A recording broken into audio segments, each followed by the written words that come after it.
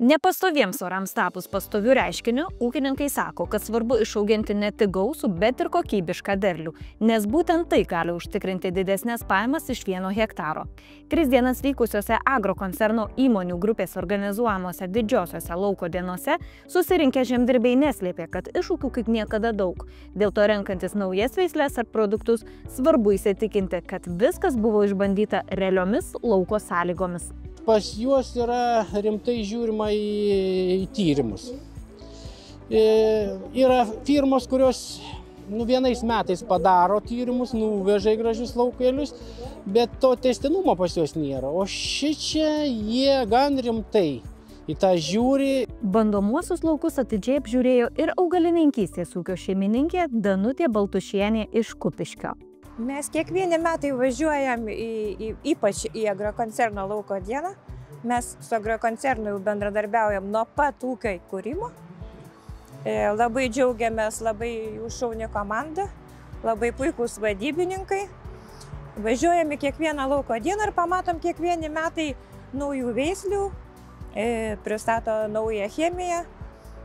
Pamatom visą tai, kas veikia natūraliai laukuose, ne iš teorinės pusės, bet būtent iš praktinės. Na taip, čia dirba mokslininkai, reiktų pasitikėti jų sprendimais. Agrokoncerno inovacijų ir tyrimo centras veikia jau 8 metus. Jam priklauso 20 hektarų tyrimų laukelių ir dar tiek pat Lietuvos regionuose, partnerių ūkiuose. Mokslinio padalinio komandos surinktus duomenis analizuoja, apibendrina ir labiausiai pasiteisinusias augalų auginimo rekomendacijas pateikia žemdirbiams. Kaip ne kaip turim 7 derlių. Ir turim nemažai iššūkių, nes pasaulio supirkėjai, kurie perka mūsų Lietuvos žemdirbių produkciją, nelepina kainomis, o kad pataikyti ir užauginti tą trokštamą naudą, mes turim daryti rimtus sprendimus savo laukuose. Tai kad juos atlikti reikia išsibandyti, tai būtent čia yra tų visų darbų kalvė, kur mūsų mokslininkai padeda ūkininkam atrinkti, kas yra geriausia, kaip reikia elgtis, nes šių dienų technologijos gali skirtis labai stipriai derliuje. Jeigu viską teisingai atliekam laukuose, mes galim turėti netgi 1 arba 2 tonų didesnį derlių. Tai reiškia, kad papildomi pinigai. Kitas reikalas yra, šiandien turim tokį didžiulį klausimą, kad turim surasti būdus, kaip iš javų išspausti geresnę grūdų kokybę. Visų pirma, ūkininkams yra labai svarbu matyti ir išsirinkti tikslingiausias technologijas, tikslingiausias produktus, kad galėtų pritaikyti savo ūkiuose. Tai iš tiesų savo bandymų ir inovacijų tyrimų centre, kuriam vadovauja mokslų daktarė Eglė Petraitinė su visa komanda, atliekame gausybę įvairiausių bandymų, kur ūkininkam ir šviečiam ir rodom, kaip naujausios technologijos, naujausios veislės, naujausi registruojami produktai veikia ir koks gali būti jų pritaikomumas žemės ūkyje, jų laukose. Kai kuriuose regionuose nors laukai nušalo, tačiau didžiojoje Lietuvos dalyje turime tikrai neblogai atrodančius pasėlius ir klimato kaita, manau, kad ateityje įneš tik tais dar daugiau iššūkių, mums reikės atrinkti veisles. Tai turiu pasidžiaugti, kad šiai dienai inovacijų ir tyrimų centre yra apdorota daugiau nei 26 milijonai duomenų.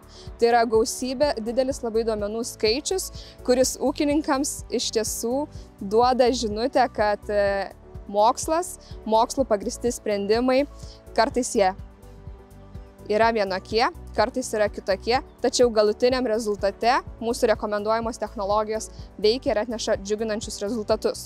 Ūkininkai pripažįsta, kad kurti verslą po atviru dangumi užduotis ne iš lengviausių, o kad klimatas keičiasi, darosi vis akivaizdžiau kiekvienais metais. Buvo ypač su žieminiu rapsu buvo sunku, nes šalti orai, neaišku, purkšt, nepurkšt, reikia purkšt, bet šaltas oras, chemikalai, šaltis skriaudžia augalą, o chemikalai dar jeigu užpurkščia, tai nelaiku, tai dar labiau skriaudžia, tai žinot, tai sunku išsitempė žydėjimo laikas, sakykime, sunku buvo sutaikyti, kada ten ką. Kiekvienais metais atrodo tą patį darai, bet vis mokinies iš naujo, nes sąlygos keičiasi, sakykime, ir viską, kas tikėjosi šiemet, kad čia tokios šalnos ir, sakykime, vėl viską liktai žinai, bet nelabai žinai.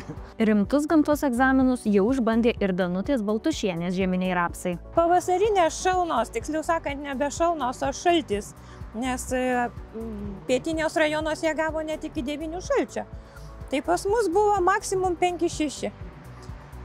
Mes turim iš agrokoncerno pirkę, sakykime, rapsų labai gerą veislę triatloną, kurią var šiandien pristatė. Tai jinai puikiausiai atlaikė tą 6 laipsnių šaltį ir absoliučiai jokių nėra nušalimų.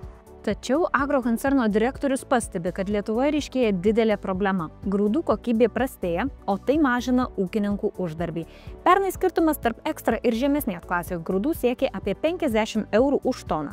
Norint išgauti kokybišką derlių, svarbu sutelkti dėmesį į kelis pagrindinius aspektus. Tai padaryti būtent technologijų pagalba, kad savalaikiai viską atlikti.